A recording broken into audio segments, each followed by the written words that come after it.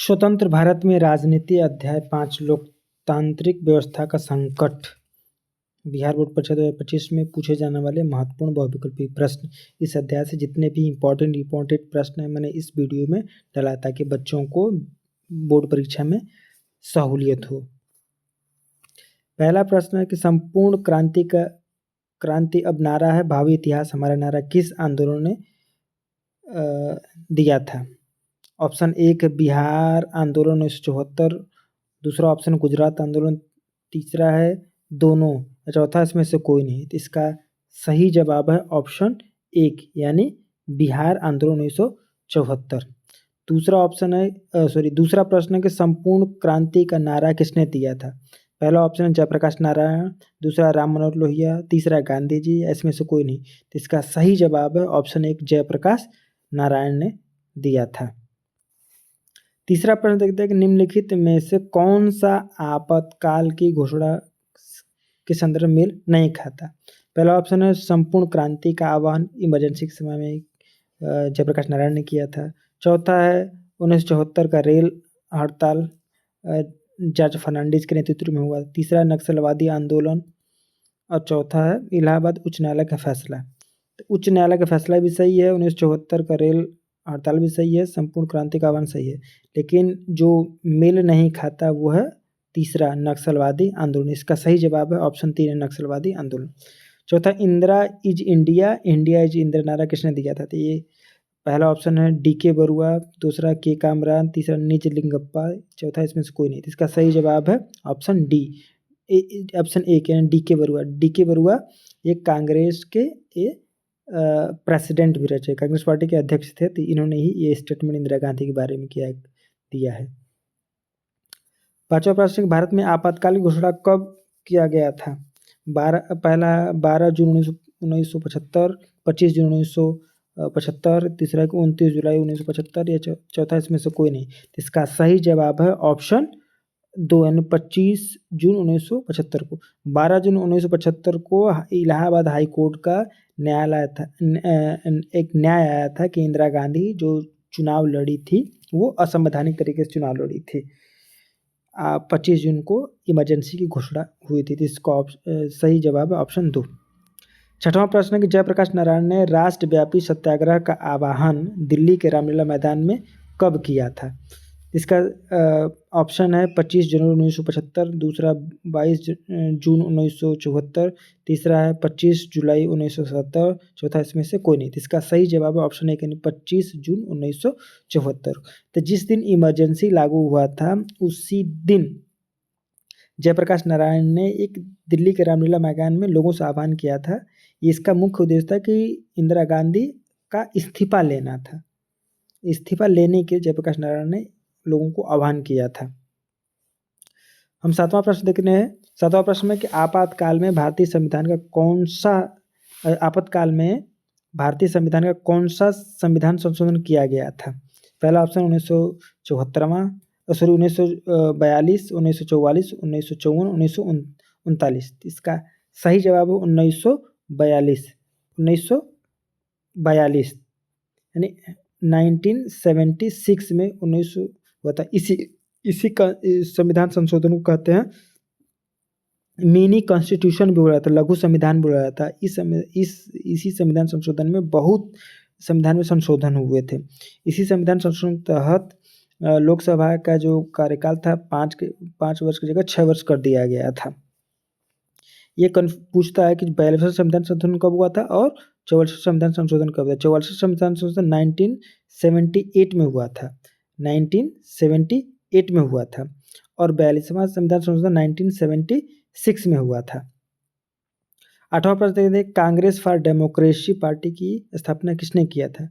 पहला ऑप्शन है मोरारजी देसाई, दूसरा जगजीवन राम, तीसरा इंदिरा गांधी, चौथा इसमें से कोई नहीं। इसका सही जवाब है 2 जगजीवन राम ने किया था।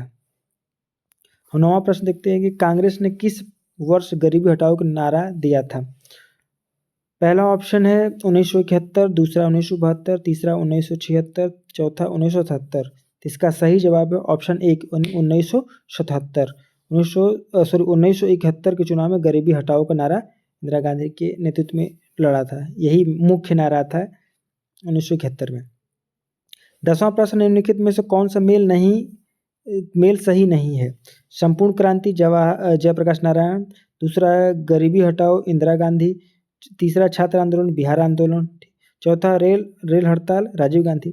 इसका सही जवाब है ऑप्शन 4, यानी जो ऑप्शन 4 है, जो रेल हड़ताल राजीव गांधी से जो रिलेटेड है, ये राजीव गांधी से नहीं है, बल्कि इसका जॉर्ज फर्नांडीज है।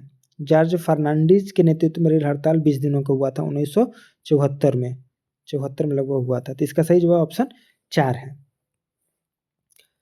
हम 11वां प्रश्न है कि भारत में वचनबद्ध नौकरशाही तथा न्यायपालिका रूपी अवधारणा को किसने जन्म दिया?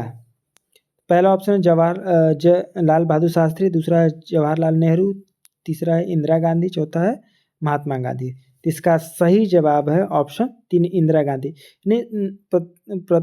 वचनबद्ध नौकरशाही तथा न्यायपालिका का मतलब होता है कि ये ब्यूरोक्रेसी और न्यायपालिका के जो मेंबर हैं, ये लोग सरकार का एक तरह से गुलाम बन जाए या सरकार के पिछलग्गू बने, जो सरकार का यही बात माने।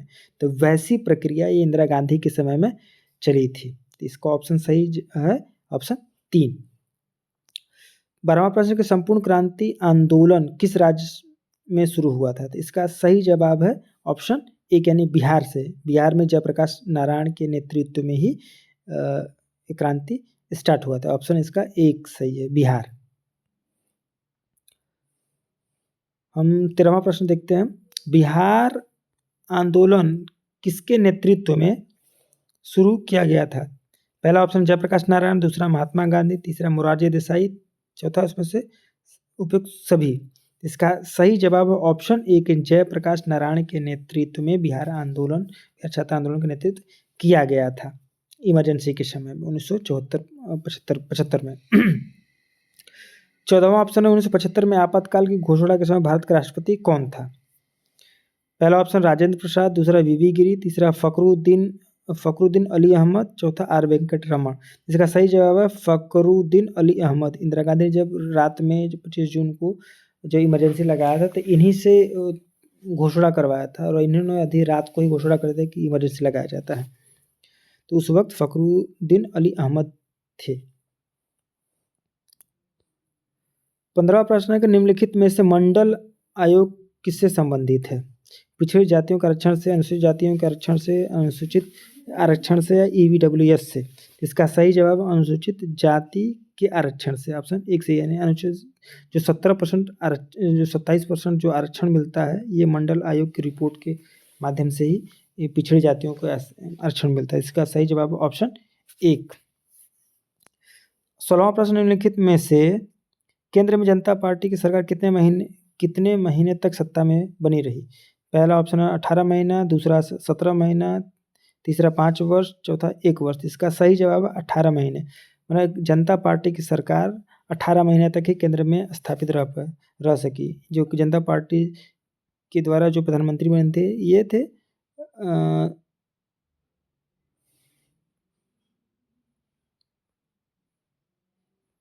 जनता पार्टी सरकार के से जो प्रधानमंत्री में थे, वो मोरारजी देसाई थे। हम 17वां प्रश्न देखते हैं, निम्नलिखित में से इंदिरा गांधी के नेतृत्व में कांग्रेस पार्टी 1980 के लोकसभा चुनाव में कितनी सीटों पर जीत हासिल की थी? ऑप्शन है कि 364, दूसरा है 363, तीसरा है 353, चौथा है 243। यानी कि 18 महीने की जब सरकार बनी थी जनता पार्टी की, वो सरकार गिर गई, कोलिशन में बनी थी, वो गिर गई। तो जनता ने फिर कांग्रेस पार्टी को समर्थन दिया है, इंदिरा गांधी फिर प्रधानमंत्री बनकर वापस लौटी। तो जो 1980 में लोकसभा चुनाव हुआ था, उसमें सबसे अधिक 364 सीटें इंदिरा गांधी ने जीता था। इसका सही जवाब है ऑप्शन 1, यानी 364 सीट 1980 में इसने जीत दर्ज किया था। 18 निम्नलिखित में से 1977 के लोकसभा चुनाव जनता पार्टी को अकेले कितनी सीटें पर जीत मिली थी? ऑप्शन 1 है 330, दूसरा है 295, तीसरा है 542, चौथा 464। इसका सही जवाब ऑप्शन 2, 395 सीट केवल जनता पार्टी ने जीती थी, और इसके पूरे अलायंस मिलकर 330 ही सीट जीत पाए थे। इसका सही जवाब ऑप्शन 2। यानी 295। 19वां प्रश्न, निम्नलिखित में से 1970 के लोकसभा चुनाव में इंदिरा गांधी किस लोकसभा क्षेत्र से हार गई थी? पहला ऑप्शन रायबरेली से, दूसरा अमेठी से, तीसरा है वाराणसी से, चौथा बक्सर से। इसका सही जवाब है ऑप्शन एक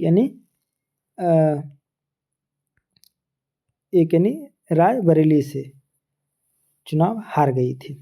20वां प्रश्न, निम्नलिखित में से संसद मार्च का नेतृत्व किस नेता ने किया था? ऑप्शन एक जयप्रकाश नारायण, दूसरा DK बरुआ, तीसरा चौधरी चरण सिंह, चौथा इसमें से कोई नहीं। इसका सही जवाब है जयप्रकाश नारायण थे। अगर वीडियो अच्छी लगी तो लाइक सब्सक्राइब जरूर करें। धन्यवाद।